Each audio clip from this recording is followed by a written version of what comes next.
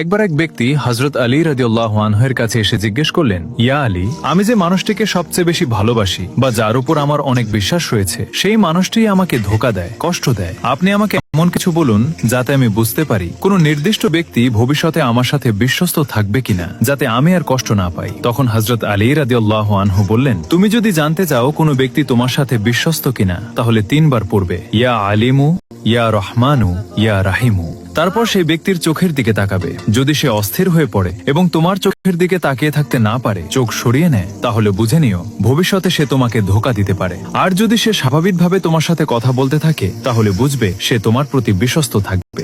একবার এক ব্যক্তি হযরত আলী রাদিয়াল্লাহু আনহুর কাছে এসে জিজ্ঞেস করলেন, ইয়া আলী, আমি যে মানুষটিকে সবচেয়ে বেশি ভালোবাসি বা যার উপর আমার অনেক বিশ্বাস রয়েছে, সেই মানুষটি আমাকে ধোঁকা দেয়, কষ্ট দেয়। আপনি আমাকে এমন কিছু বলুন যাতে আমি বুঝতে পারি কোন নির্দিষ্ট ব্যক্তি ভবিষ্যতে আমার সাথে বিশ্বস্ত থাকবে কিনা, যাতে আমি আর কষ্ট না পাই। তখন হযরত আলী রাদিয়াল্লাহু আনহু বললেন, তুমি যদি জানতে চাও কোন ব্যক্তি তোমার সাথে বিশ্বস্ত কিনা, তাহলে 3 বার পড়বে, ইয়া আলিমু, ইয়া রহমানু, ইয়া রাহিমু।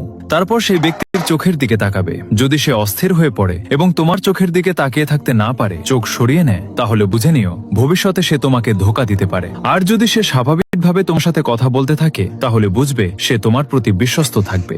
একবার এক ব্যক্তি হযরত আলী রাদিয়াল্লাহু আনহুর কাছে এসে জিজ্ঞেস করলেন, ইয়া আলী, আমি যে মানুষটিকে সবচেয়ে বেশি ভালোবাসি বা যার উপর আমার অনেক বিশ্বাস রয়েছে, সেই মানুষটি আমাকে ধোঁকা দেয়, কষ্ট দেয়। আপনি আমাকে এমন কিছু বলুন যাতে আমি বুঝতে পারি কোন নির্দিষ্ট ব্যক্তি ভবিষ্যতে আমার সাথে বিশ্বস্ত থাকবে কিনা, যাতে আমি আর কষ্ট না পাই। তখন হযরত আলী রাদিয়াল্লাহু আনহু বললেন, তুমি যদি জানতে চাও কোন ব্যক্তি তোমার সাথে বিশ্বস্ত কিনা, তাহলে 3 বার পড়বে, ইয়া আলিমু, ইয়া রহমানু, ইয়া রাহিমু। তারপর সেই ব্যক্তির চোখের দিকে তাকাবে। যদি সে অস্থির হয়ে পড়ে এবং তোমার চোখের দিকে তাকিয়ে থাকতে না পারে, চোখ সরিয়ে নেয়, তাহলে বুঝে নিও ভবিষ্যতে সে তোমাকে ধোঁকা দিতে পারে। আর যদি সে স্বাভাবিকভাবে তোমার সাথে কথা বলতে থাকে, তাহলে বুঝবে সে তোমার প্রতি বিশ্বস্ত থাকবে। একবার এক ব্যক্তি হযরত আলী রাদিয়াল্লাহু আনহুর কাছে এসে জিজ্ঞেস করলেন, ইয়া আলী, আমি যে মানুষটিকে সবচেয়ে বেশি ভালোবাসি বা যার উপর আমার অনেক বিশ্বাস রয়েছে, সেই মানুষটি আমাকে ধোঁকা দেয়, কষ্ট দেয়। আপনি